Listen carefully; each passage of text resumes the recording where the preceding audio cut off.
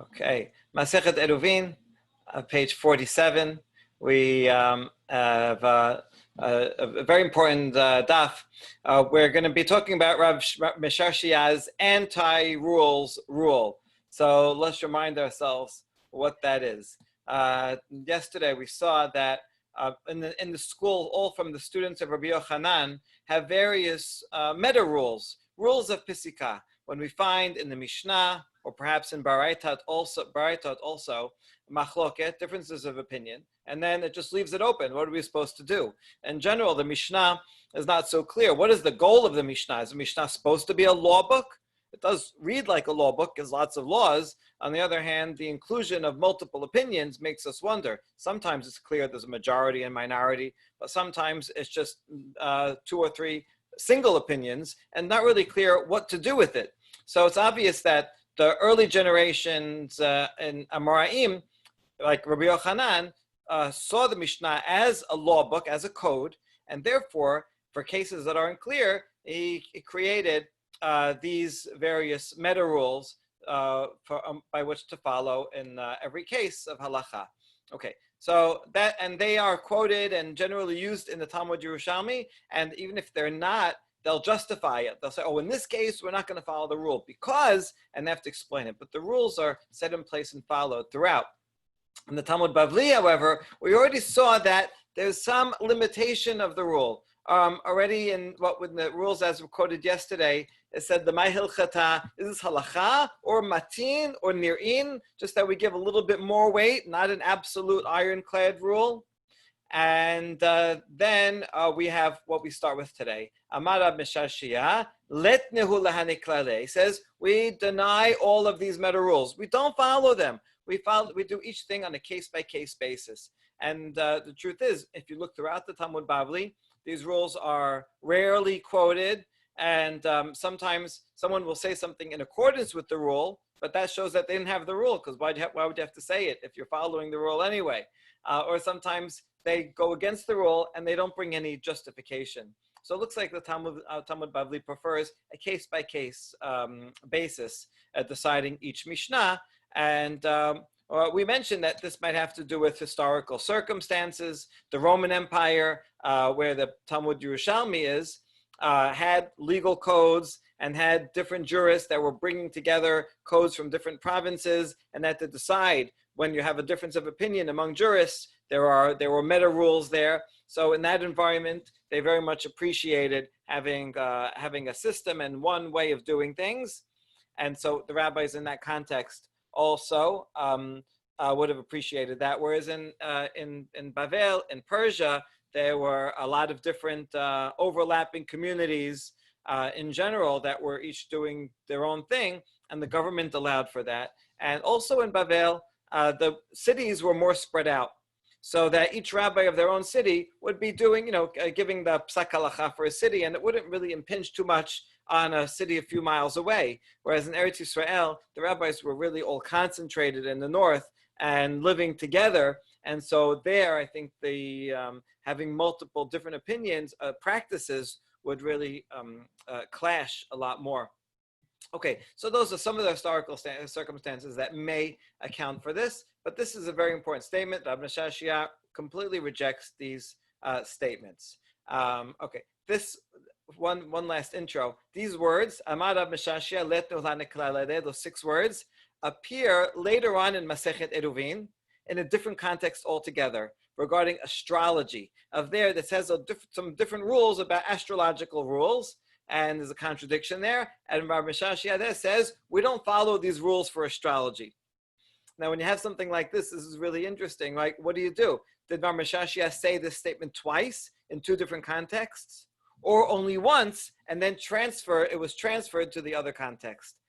In this case, it looks like the original context is later in Eruvin. We'll get to it in a few days, where he's talking about the rules of astrology and rejects them. And this is, seems to me, a secondary transfer that to apply to this. So it's, in general, the Talmud Bavli is applying this, and it's saying itself that we reject these rules.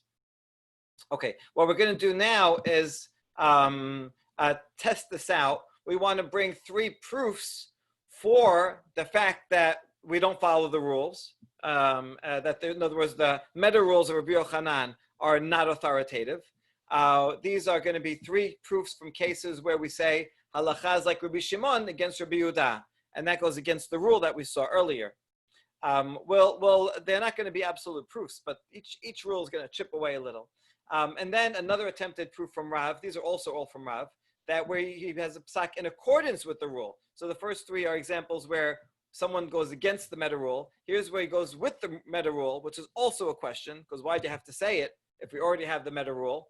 And we're going to conclude from there that Rav rejects the Rabbi Yochanan's rules. Rav is in Bavel and rejects the rules altogether. And then two more proofs from Rabbi Yochanan's psakim himself. So we're even trying to use Rabbi Yochanan against his own meta rules. And we'll see what we're going to see that even Rabbi Yochanan does not make it apply to Braitot, but rather only to Mishnayot. So by the end, we've really very much limited the application of the rules, which makes sense in the Talmud Bavli's context. Okay, each of these proofs is going to be another case, so we're going to see a lot of interesting sources and cases on the way. All right, so Menale l'Rab Shashia. What is the source? How does Rab Shashia know that we reject the proof, reject these meta rules? I guess the meta rules, remember what they are, right? The ones that we had up here, Rabbi Shimon, Rabbi Yoseh, Rabbi Shimon, halacha Rabbi Yoseh, and so on. Rabbi Yehuda, Rabbi Shimon, halacha Rabbi Yehuda. Okay, so let's see. Example one. Rabbi Shimon omer, lemaha davar domeh l'shalosh chatzerot petuchot zo lazo, ופתוחות לרשות הרבים, ערבו שתיים החיצונות אמצעית, היא מותרת עמהן והן מותרות עמה. The case of the Mishnah we saw already is this one, where you have three courtyards, each one is open to the other, and they're all open to Reshut Harabim, and therefore you cannot carry between them unless you make an eruv. In this case, they did not make an eruv for all three, but rather if they made only two eruvim, these two courtyards together and these two courtyards together. So we learned the halacha in the Mishnah is according to the Rabbi Shimon, says these two people can carry into each other's courtyards, and these two people can, but A cannot carry all the way into C because there's no courtyard there's no eruv from this one to that one. Okay, that was the Mishnah, and this in the name of Rabbi Shimon.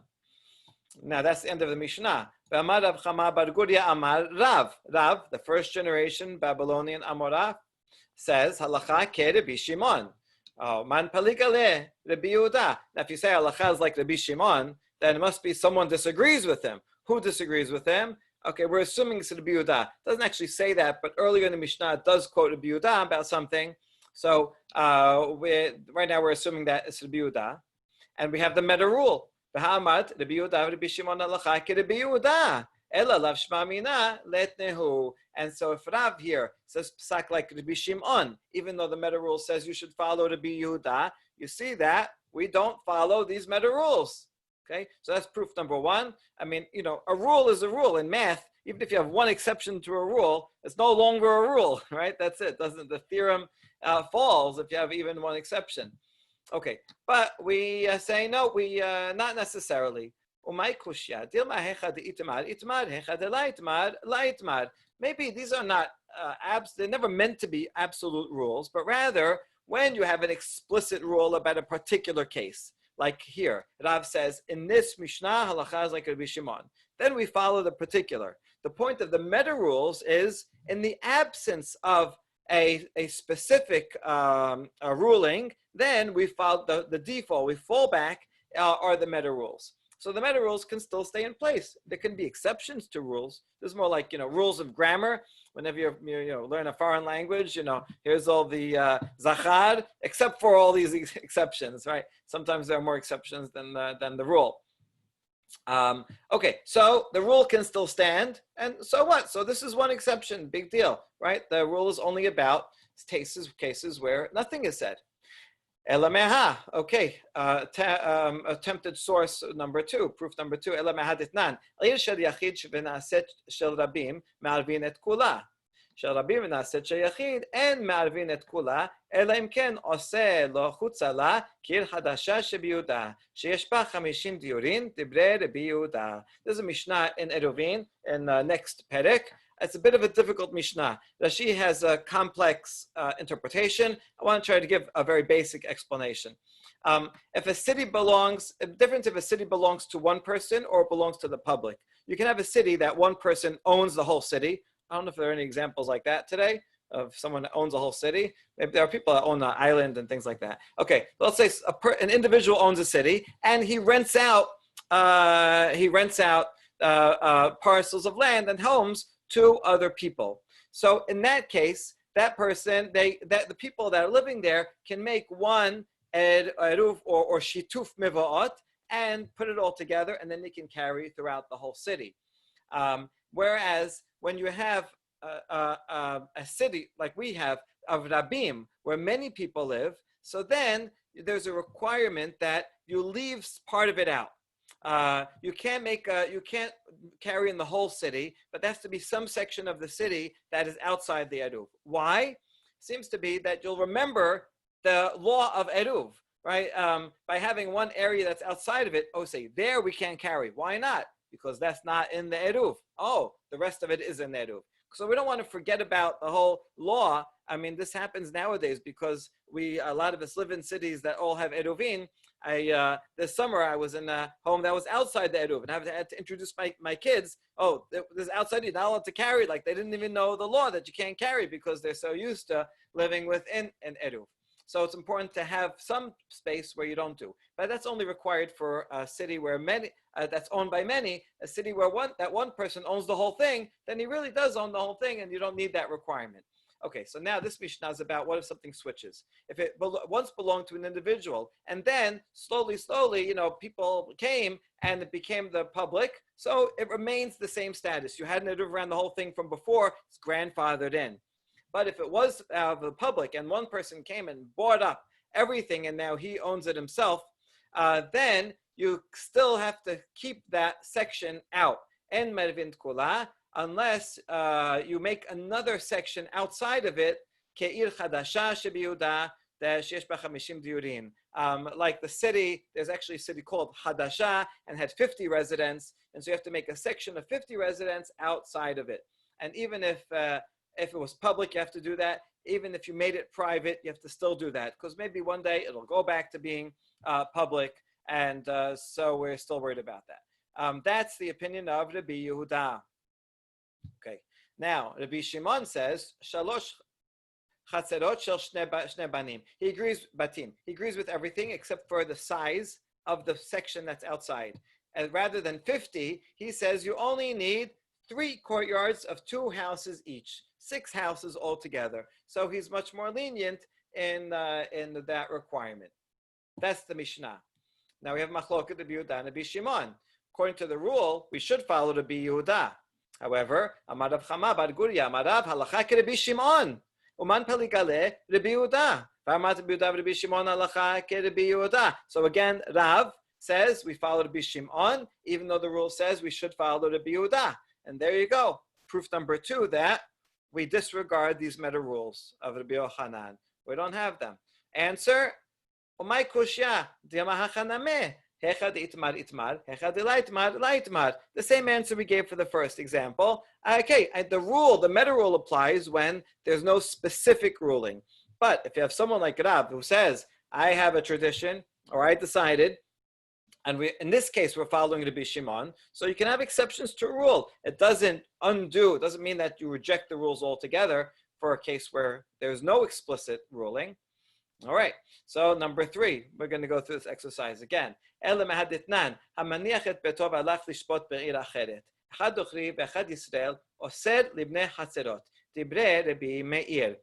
to make an eruv properly, you need the consent of everyone inside. Everyone has to be chipping in and saying, yeah, we want to share, we want to make a partnership. The problem is that someone has a home in a certain city, but he goes on to his vacation home, and so now he's not living in that city, in that home anymore. Whether he's a Jew or not Jew, he prohibits everyone else because he's out there, and then he still kind of has access to this house, but he's not giving his agreement to join the partnership, and therefore they're all stuck. They can't make an eruv without him. That's what Rabbi Yehuda says. Sorry, Rabbi Meir. That's what Rabbi Meir says. Rabbi Yehuda Omer eno oser. He says no, it's okay. He's not present there. Therefore, his house is like an empty house. It's like nothing. He moved away, and so we don't consider his home to be anything. Right? He's not there. He's not coming back. We don't have to worry about it. So we could just ignore him. Good. He's mekel. Rabbi Yosef gives a compromise. Omer nochri oser Yisrael eno oser mipnei she'en derech Yisrael lavo b'Shabbat. Difference between a non-Jew and a Jew. If a non-Jew leaves his house and goes on a trip, who knows? He might go. Maybe he went camping and it starts raining and he's going to come back home. Maybe it's just a day trip. Maybe he changed his mind. He might come home on Shabbat, and therefore his dwelling is considered a dwelling, and he's not there to give consent. So that's a problem. Whereas if a Jew went away for Shabbat, then you know he's not going to come back on Shabbat. He's not going to travel back wherever he went. That's it. He's there for the 24 hours. And so therefore, once he leaves, the house is empty. Empty house is not a dwelling, and therefore does not have to be taken into account in making the eruv. That's the fourth opinion. Rabbi Shimon omer, afilu hiniach et beto ve'alach lishpot etzel bito be'ota ha'ir eno oser shekevar hisiach da'ato. He's most lenient, says even if it's a Jewish person, and even if he didn't go out to his summer house in a different city or camping, he's in the same city. He just went to his daughter's home, and he's staying in his daughter's home. No problem, because in his mind, he said, my Shabbat dwelling is going to be in my daughter's house. And so he forgot about his own home. And he's not thinking of returning it, even though he could technically walk to the other side of the city and go to his home. Even that doesn't matter because he's not thinking about it. That's the four-way machloket. As one of the commentaries says, only if he went to his daughter's home, but not his son's home. Because if he goes to his son's home, maybe his daughter-in-law will, get angry at him, and they'll have to leave and go home. But his son and his own daughter, then he doesn't have to worry. All right. Okay, so that's the Mishnah. Now again, if we had all these opinions, right? So we know the order, or the pecking order here, right? The bioseh, and it would be the preference. Amadav Chama bar Guria, Amadav Halacha Kerebi Shimon. He says against all of these other sages, he says Halacha Kerebi Shimon. Man Paligale Rabbi Yehuda and others. So why are we following Rabbi Shimon? Amat Rabbi Yehuda Rabbi Shimon Halacha Kerebi Yehuda. And it's ignoring others, but this is enough to ask the question. So that's the question. You see that Rav again is ignoring the rule. Maybe we only apply the rules where we don't have a specific rule otherwise. But if we don't have a specific rule, then we apply the meta rules. And so this case, this is an exception. Okay, you see we're doing the same thing again and again. Wonder why, like what's going on? Some say that each of these cases were brought up at separate times, and that's why they have the same answer. I don't think that. I think that the editor here is putting them all back to back, even though he knows that there's going to be the same answer, because the more exceptions you have to a rule, the weaker the rule is, right? If I make a rule, no one over 60 can come to Beit Knesset. Okay, except the rabbi, except the chazan, except for that guy because he was the president, except for this guy because this. Okay, you make more exceptions, then eventually you have to, the rule becomes too weak. All right. So I think that this is still therefore has a rhetorical effect of weakening the rule. All right, now the fourth proof. Ela mehaditnan zehu shamru ha'ani me'arev beraglav. Rabbi Meir omer anu en lanu ela ani. Okay, the question is two ways to make an eruv. One is you put food there, and your meal is outside the, wherever it is outside the city, or you can go there and stand there with yourself without food. So the first opinion says only a poor person can use his feet to make an eruv. In other words, the real way to make an eruv, the best way, is with food. And so if you can afford a meal, you should put your food there. If someone's poor and they don't have enough food, then that person can declare the place of residence with his physical body. That's the first opinion. Ramir says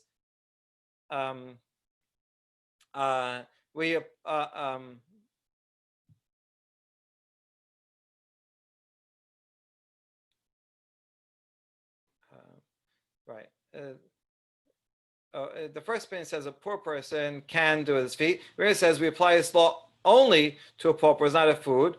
Um, uh, okay, so right, the first opinion says the first opinion is bringing it up. Okay, the Bimeir is saying that only a poor person could do it. Sorry, the Biuda says echad ani ve'echad ashir lo amru me'arvin b'pat ela lakel al ha'ashir shelo yaseh v'yarev be'raglav. Biuda says anybody can use can go with his feet. And we only said we use a meal to make it easier for the rich person, so that the rich person, he doesn't want to have to go and stand there the whole time until it gets dark. He can just send his food, and that's easier. But if he wants to go with his feet, of course, right? The feet is the best way, right? You're actually there, and when Shabbat starts, so obviously that's your place. Okay, so we have machloket, the Bimeir and the Biuda, whether only a poor person can make an eruv with his feet, or anyone is allowed to.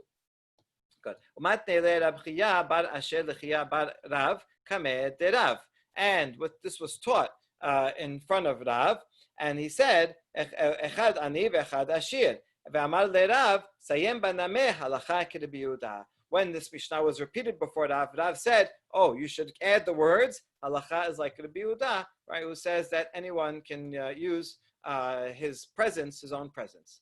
So now we have halacha is like Rabbi Yehuda against Rabbi Meir. Now that's fine. That follows the rule. But tarted lamali, hamat Rabbi Meir Rabbi Yehuda halacha Rabbi Yehuda. We have a meta rule already that says we follow Rabbi Yehuda. Rav, why are you saying that we should now introduce this word halacha Rabbi Yehuda when we have the meta rule? Therefore, you see that Rav did not agree to the meta rule, because he doesn't assume that you would find it authoritative. That's why he has to say in this specific case. So ironically, a case where we follow the rule is a stronger question than a case where Rav goes against the rule. Okay, but here too, we resolve. Okay, still, maybe only Rav rejects the rules. But maybe other people have the rules. So in other words, based on this is a solid question, a solid proof to Rab Meshar Shia, that we don't have these rules. But when we say we don't have these rules, is it everyone? No one uses the meta rules? Certainly Rav, we have 3 examples, and then this final clincher. Okay, now saying that Rav doesn't apply the rules, that's already a big thing, right? He's a major figure in Bavel. All right, but maybe the rules still stand for others. How do you know that no one has the rules? So now for the 5th proof.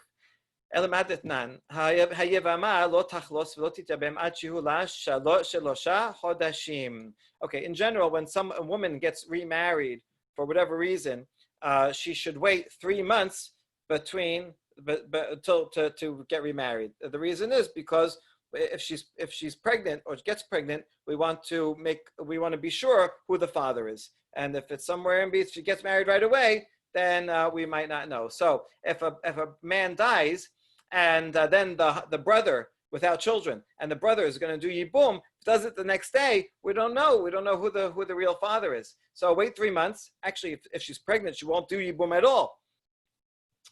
Okay, so therefore wait 3 months. And not only that, וכן שאר כל הנשים לא ינשאו ולא יתארסו עד שיהיו להן 3 חודשים, 1 בתולות, 1 בעולות, 1 אלמנות, 1 גירושות, 1 ארוסות ו1 נשואות. All women, no matter what the case, if they cannot get married or even be erusin, we translate that engaged, but really it's the betrothed, the first step of marriage. In which they're not quite together. They can't be together yet, but she's not allowed to marry anybody else. They can't even do erusin or kiddushin. They have to wait 3 months. Now that's a little surprising. Why can't you do kiddushin or erusin? Because they still can't. They're not having relations yet. Okay, but according to this first opinion, is very stringent and says even if she was only engaged erusin to the first guy and he died, he has to wait 3 months to do erusin again. I mean, that you could do erusin with bi'ah, but that was generally not done. We're assuming that they're not even doing that. Okay, so you got to wait 3 months, whether it was a case of divorce, death, no matter what. Okay, Rabbi Yehuda Omer, Nisuot Yitarsu. He says, wait, if a woman was married and then she's widowed or divorced, immediately she is allowed to accept the ring and do kiddushin with someone else, because usually in those days they waited between the kiddushin and the nisuin. So you'll wait 3 months to do the final nisuin, but at least she's locked in. So that makes sense. Whereas the first opinion says we don't want to make any differences between one case and the other. We make three months for everything. It's a lot clearer.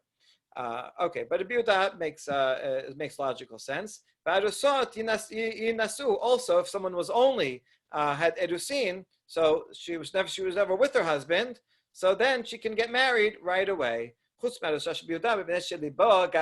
One exception in Judea, the couples there, even though they only did nisuin, their heart was bold and they had a lot of passion, and so in Judea we know they would get together, and we suspect that they might have had relations, in which case she might be pregnant. Okay, so they weren't so careful about staying away from each other in Yehuda. So in Yehuda, they have to wait 3 months. But everywhere else, if it's only Nisuin, it's okay. That's the Yehuda's opinion. The first opinion doesn't say who it is. It's anonymous. We're going to show in a few minutes that is Rabbi Meir, who is generally the anonymous opinion in the Mishnah. And Rabbi Yosef says, Kol nashim yitasu chutz min almana mipnei ha'ibul. Basically agrees with Rabbi Yehuda, and says you can always do erusin, except an almana, if someone's husband died, then she is in a mourning period for 30 days. It's not proper for her to get married within that 30-day period. Good. That's the Mishnah. Amrinan, Rabbi Eliezer, la al lebe midrasha. Ashkechel Rabba said hava ka'em. One time Rabbi Eliezer, he missed the shiur that day, and he saw to be a aseh standing up after the shiur. Amale, my amor bebe midrasha. What was the chidush? What did they say? Rabbi Yochanan, the teacher, right? Rabbi Yochanan, he's the one that taught all these meta rules. He says halacha Rabbi Yosef. Okay, all right. So that actually fits the rule because Rabbi Yosef was the top. So what does that mean? That there was against only one? Because if it's Rabbi Yosef against the majority, we're assuming now that we should follow the majority. Actually, yesterday, if you remember, it said halacha Rabbi Yosef mechaverav, even against the majority. But there was some manuscript differences there, and so anyway, over here we're assuming that if it's against the majority, we would not follow Rabbi Yosef. So first, we're going to establish that it is in fact another minority opinion, and then we'll present ourselves with the question. It says. All right, the question is going to be, we already know, we have a meta rule, halacha follows Rabbi Yosef against everybody else. So why did Rabbi Yochanan have to give a special shiur? Oh, chidush today, after 2 hours, halacha is Rabbi Yosef. Why do you have to teach us that? We already know that from your own meta rule. If you have to say that in this case, that means even Rabbi Yochanan himself that wasn't following the meta rules. Okay, that's what we're going to get to. First, we're just going to establish that first opinion is not a majority opinion, but only the opinion of Rabbi Meir. I'm going to prove that from a braita. In Batanya, Share Hare Shaita Dedufa Lelech Lebet Abiha, O Sheta Lakas in Baala, O Shebala Zaken, O Hole. In all these cases, even though they were married, it's clear that they did not have relations. If they were separated and she went to live in her father's house, or they were angry at each other, or the husband was old or sick, or if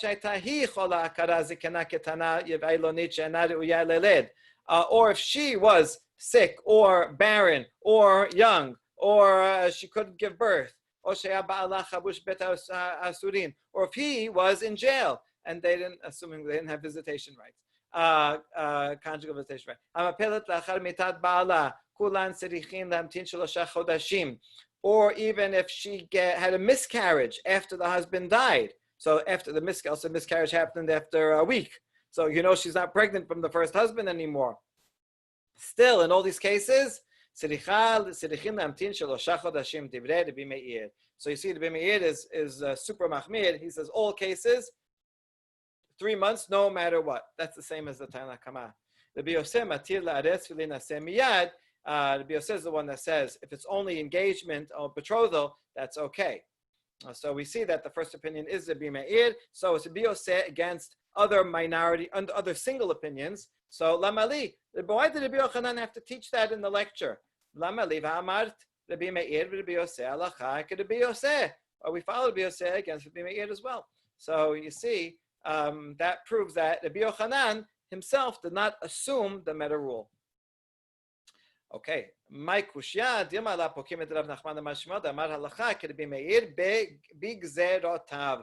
Oh, we have an answer. Maybe Rabbi Yochanan had to specify in this case that we follow Rabbi Yosef, because there is another rule, there is another meta rule that we do, although we don't follow Rabbi Meir all the time, when he makes a gezerah, and this is a gezerah because it's a gezerah that we want to make a distinction. If you're going to allow the jail or the one who's only betrothed and so on to get married right away, then it's going to come to allowing other cases, and so we don't want to make any difference between them. So since we have another rule that we follow to be meir always in his gezerot, so now we have two opposing rules: the meta rule that halachas like Rabbi Yosef, and the other meta rule that halachas like Rabbi Meir b'gezerotav, and that's why Rabbi Yochanan had to specify in this case that we still follow the halacha Rabbi Yosef rule. All right, so that explains it. So you see, the rules are not always so clear cut because there's a lot of overlapping rules. Finally, the last case. אלא מהדתניא הולכין ליריד של נוכרים ולוקחין מהן בהמה ועבדים ושפחות בתים שדות וכרמים וכותב ומעלה בערכאות שלהן מפני שהוא כמסיל מידן. So the Braita teaches that you're allowed to go to a market of Gentiles where this idolater is there too, and you can buy animals and slaves and maidservants and houses and fields and vineyards, and this is all a good thing to do because now you're acquiring a section, area from Eretz Israel, so you want to be able to do this.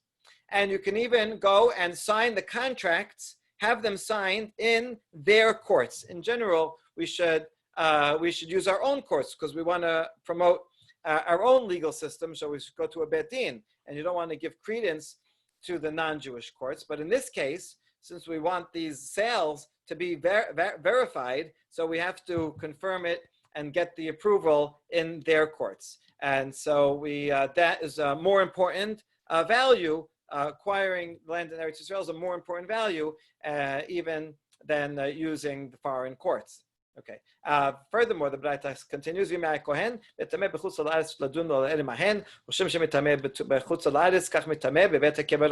a Kohen can violate the general rules of becoming tameh in order to do this, to go outside the land of Israel. In general, that land outside of Israel has a level of tumah. We saw this a while ago. If he has to go to court, if he has to make a claim on some property that he owns, and just like he can go outside of Israel, he can even go to a cemetery if he needs to go to a cemetery for whatever reason in order to confirm something that he acquired. Well, hold on. He can't go into a cemetery. That's the oraita level of tum'ah. Ela, what we mean is bebeta peras rabanan. We mean a place that there's uncertainty about a grave. It might have once been a grave site, but it was plowed over, and so we're just not sure if there's still bones there. Okay, so in case of sefek, then he can go there.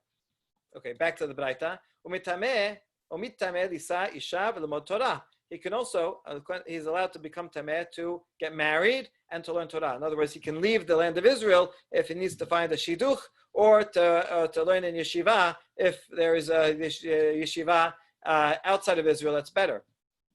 Okay, now on that point, Amar Rabbi Yehuda, ematai bizman she'en moseh lilmod. Okay, that's only if he can't find a yeshiva in Eretz Yisrael. He doesn't find anything suitable for him. And, the best Rebbe that he wants to learn from is living in Bavel. So, or somewhere outside. Then he's allowed to leave and go outside of the land of Israel.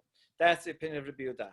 Rabbi Yosef Omer, af bizman shemoseh lilmod nameh yitameh, lefi she'en min hakol zocheh adam lilmod. Rabbi Yosef says, even if there is a yeshiva and there's a fine place to learn in Eretz Yisrael, but he prefers the teacher outside, he's still allowed, because you don't have a merit to learn from just anyone. Sometimes a particular style of that teacher is better suited for that student. And so even so the BOS is more lenient and allowing Kohen to leave the land of Israel. And in fact, Rabbi Yosef said that, and he backed it up with a story. And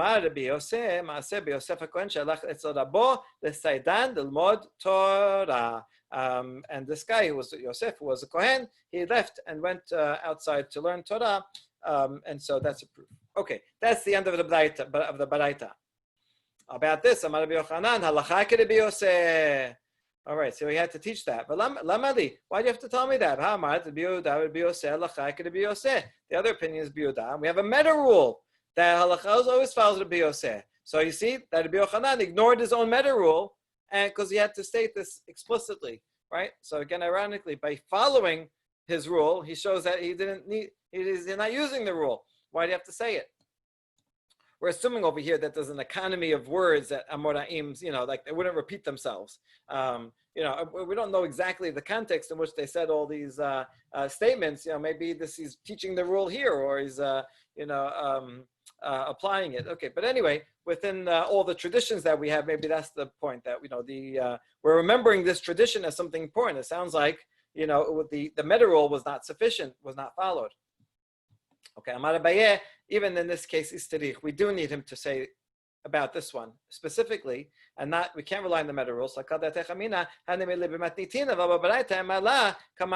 might have thought that the meta rules apply only regarding a Mishnah, but maybe it does not apply regarding a Baraita, and this is only a Baraita. So in a Mishnah, when you have the Biyoseh and the Biyudah, then I know halacha is going to be like the Biyoseh. But in the Baraita, do we also apply that? Braitot have a lot more opinions, are not as are careful about codifying and quoting a more limited set of opinions like Mishnah. So that's why he has to teach me. Yes, in this case, even though it's a Braita, and in the Braita we don't always apply the meta rule, still here we are going to apply it, and halacha is like Rabbi Yosef. Okay, after all this, now the conclusion. Ela hachika amar hanekilale lav dibra hakoninhu. So when Rab Meshar Shia said, all the way above, that we do not follow these principles, what he meant is not everyone follows the principles. Rav does not follow the principles, but Rabbi Yochanan, we showed, can in fact follow them. And so this would confirm what we see, that there is a difference between Bavel, Rav, and Eretz Yisrael. But even within Rabbi Yochanan, after 6 proofs back to back, it does very much weaken it, that even Rabbi Yochanan had, in many cases, to say explicitly about those particular examples. All right, so that concludes that section about the meta rules. And now the next topic is going to be a question. Does an object belonging to a non-Jew acquire a techum? Right? If it belongs to a Jew, then, this is my pen, so my pen is going to need to be with me. Pen's not a good example because it's mukseh, but my book, right? So my book is my property, even if it's in all the way on the other side of my house or in my courtyard or down the block. It's still it acquires the place wherever I am. If it's ownerless, right? Then we saw, according to the Yochanan ben Nuri, an ownerless bottle in the middle of nowhere acquires its own place and can only be carried 2,000 amot of wherever that ownerless item began. According to Rabbanan, an ownerless item doesn't acquire any place. It doesn't have a mind, and so therefore whoever picks it up can carry it wherever that person can go. The question is now a non-Jew, right? A non-Jew has a mind, but is not thinking about Techum Shabbat at all. It does not apply to him. So what do we do with this? We're going to see both opinions. Shmuel is going to say no. Rabbi Yochanan is going to say yes, it does apply. And we're going to try to correlate this. What about Rabbi Yochanan ben Nuri? He's the one that says that an ownerless item acquires a place. Is that the same as a non-Jew, or is that different from a non-Jew? And we'll end with a story where Rava actually had to change his mind about this. All right. Amar Rabbi Yehuda Amar Shmuel. So Shmuel's psak, no, they don't. Things of a non-Jew don't have their own place. So therefore, if I go and borrow something, hey, can I borrow that book from you? And I take it. So now I can take it wherever I can walk. All right, it doesn't matter, even if I started all the way on the other side of the area from where I picked it up from the non-Jew. Okay, Leman. when Shmuel says this, who is he following? Which Tana? Ilem ad Rabbanan, Peshita, Hashtach Chefse Efked Letlu Baalim, En Kodin Shebita, Chefse Nochri, Deitlu Baalim, Mibaya. Well, for Rabbanan, Peshi wouldn't have to say it even. Because according to Rabbanan, things that are ownerless don't acquire a place. So if things that are ownerless don't acquire a place, then something belonging to a non-Jew, would I even have to say that it does not acquire a place? Okay. In other words, it says it's a different, a different system, a different domain altogether. Ella aliba Yochanan ben Nuri. Rather, it must be that this we're following Rabbi Yochanan ben Nuri. V'kamash malan ema damar Rabbi Yochanan ben Nuri konin shebita hanemile chefse hefker tedletu ba'alim. Abad chefse hanochri deutletu ba'alim la. So Rabbi Yochanan ben Nuri says his logic is as follows: something that is ownerless, that acquires its place right where it is. But something that belongs to a non-Jew has an owner, and so that owner doesn't want it to acquire a place for you or anywhere, and so it doesn't. And so even according to Yochanan ben Nuri, in other words, according to this, both Rabbanan and Yochanan ben Nuri agree that. According to this, there was a machloket in both.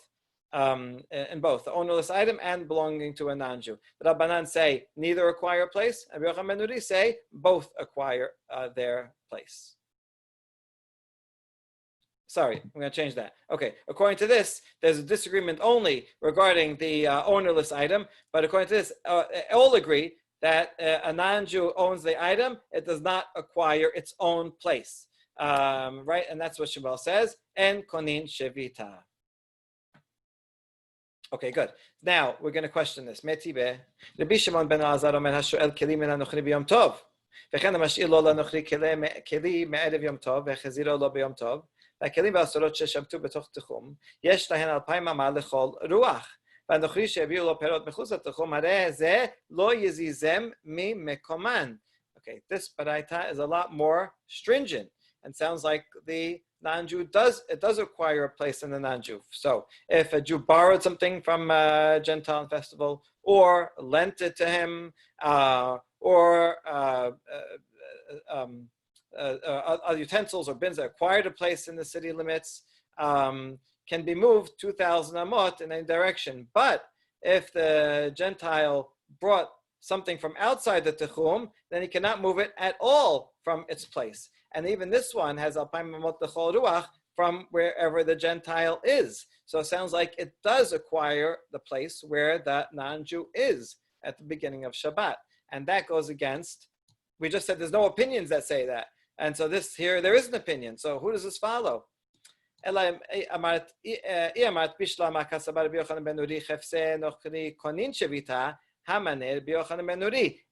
Yochanan would have thinks that a non-Jewish owned item does acquire a place, which is not what we said before, but then this could follow Rabbi Yochanan, it would be good. That's what we said before. If they all agree that the non-Jews items don't acquire a place, then this can't be according to any opinion. So therefore, we have to change what we said before. Really, Rabbi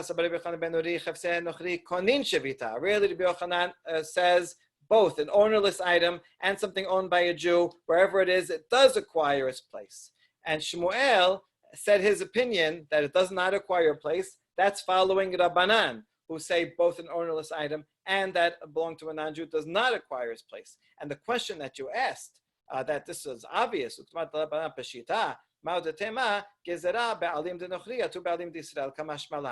it's not so obvious, because you might have made a gezerah and said that the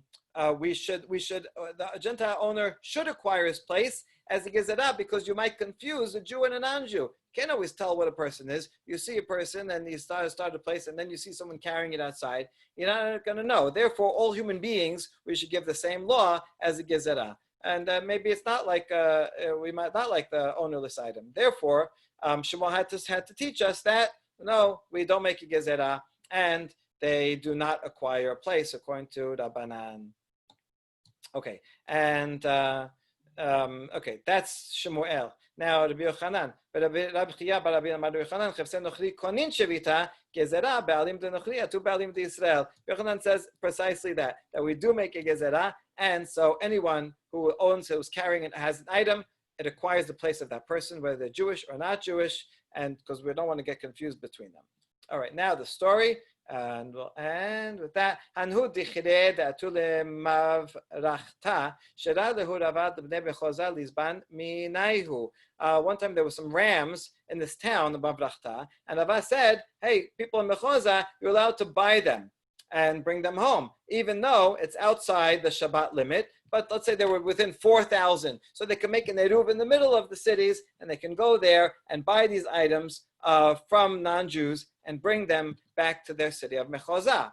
So you see, according to him, he assumed that Shemuel, Amar le Rabbeinu Rabba, my datech Amar Rabbi Yehuda Shemuel Chafse Nochri en Konin Shivita. You must think that they don't acquire a place. It's actually a kula. If they don't acquire a place, that means they have no place. Whoever buys them, whoever picks them up, it goes according to them. So if I traveled from Mechoza through an Eruv in the middle to Mavrachta, and I got my ram, I could bring it all the way back home because it didn't acquire a place under the ownership of the non-Jew.